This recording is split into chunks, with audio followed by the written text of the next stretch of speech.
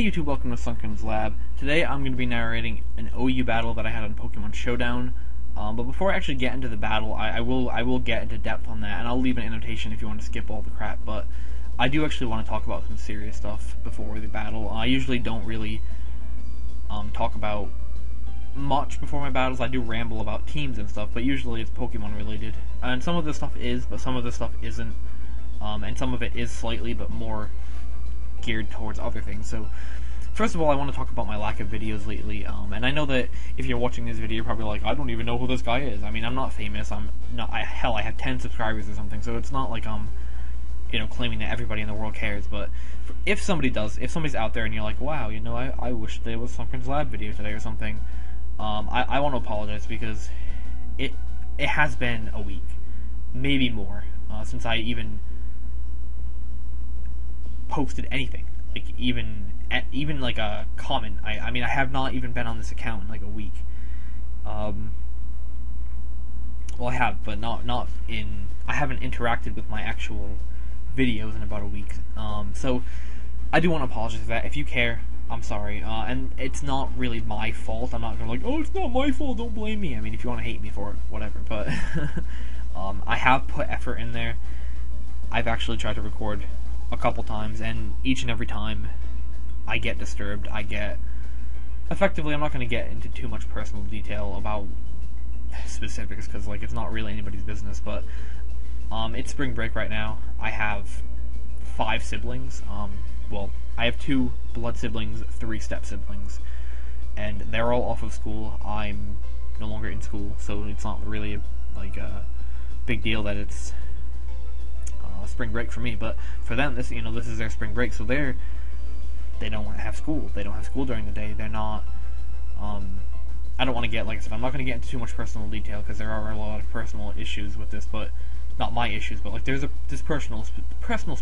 holy crap, there's some specific details, and I don't want to get into those, but effectively, I haven't been able to record.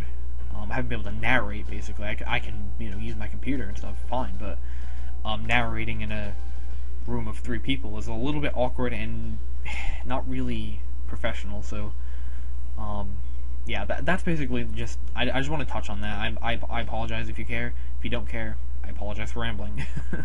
But it is what it is. I just want to say I'm sorry. I can't really do anything about it. I will be going back to my normal at least 3 videos a week on next Monday or next Sunday, possibly starting.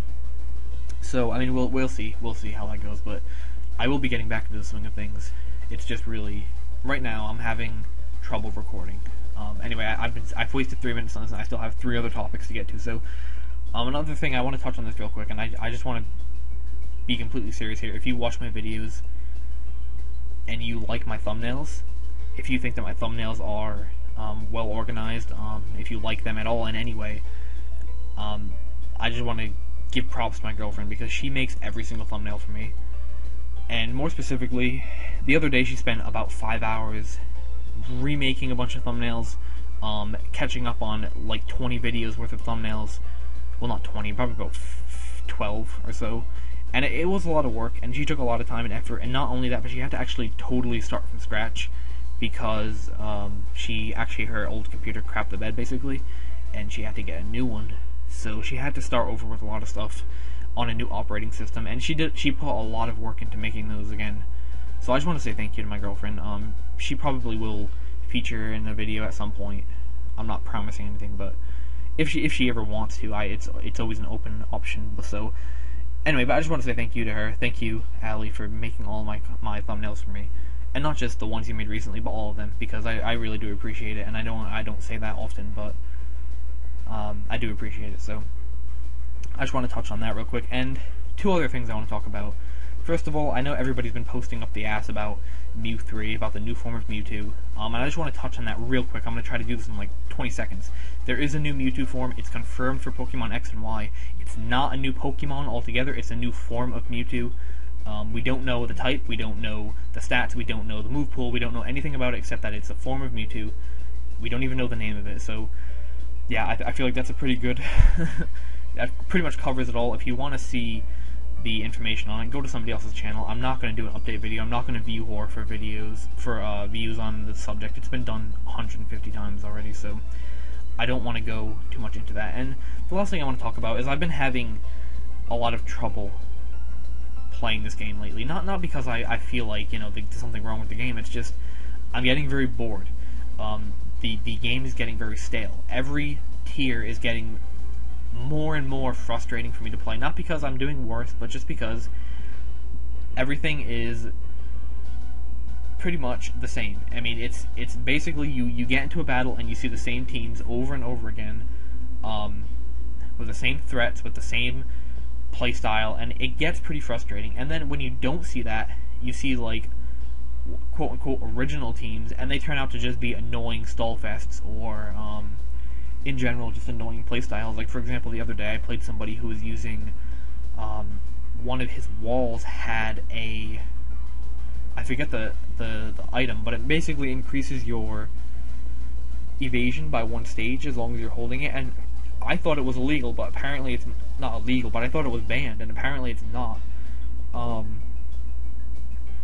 So it was very annoying, and I ended up smashing the guy, but it was frustrating because I missed 4 moves on a Pokemon in a row, and it's very frustrating as it is, but never mind when the reason you're missing moves is because somebody's using some garbage luck-based move, and that's not really why I'm not enjoying the metagame specifically, but it's just an example of some of the stuff that I run into, and it does take a lot of effort to get good battles and upload good battles, because, like, for example, this battle is not the greatest battle in the world. It's actually a very easy battle. It's a very short battle, and I'll give you some spoilers. I pretty much 6-0 this guy.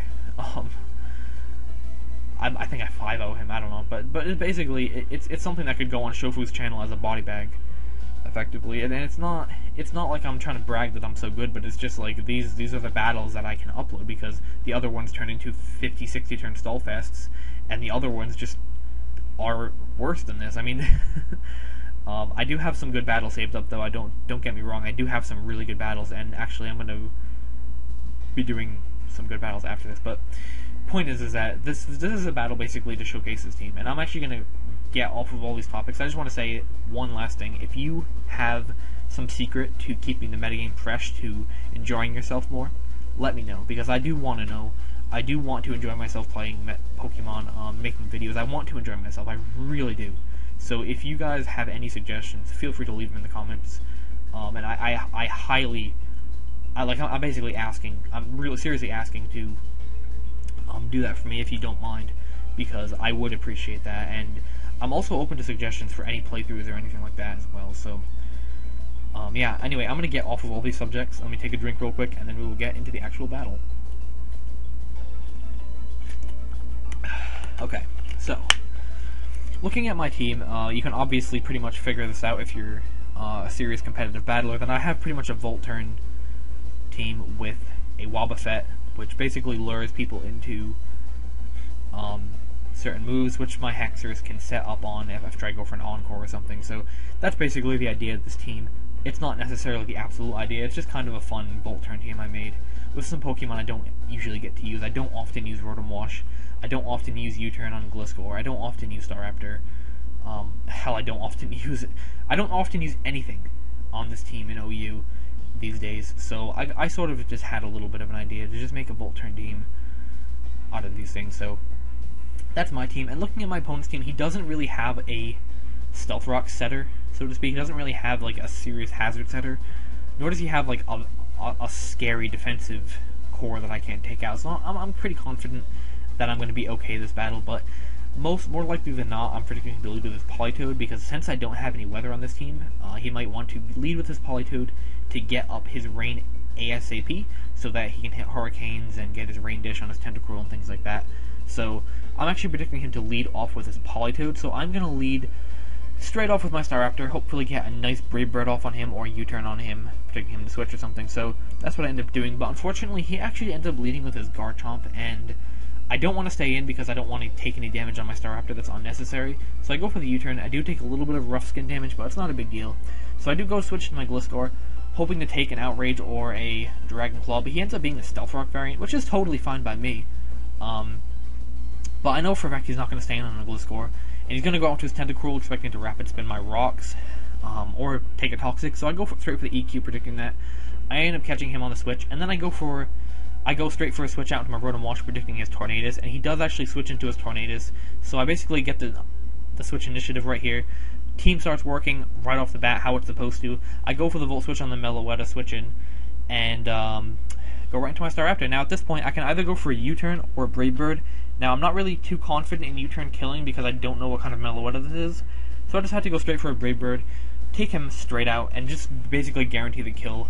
But he does switch into his Politoed after that, and I know for a fact nothing on my team wants to take Hydro Pump. This team really doesn't have any specially defensive wall.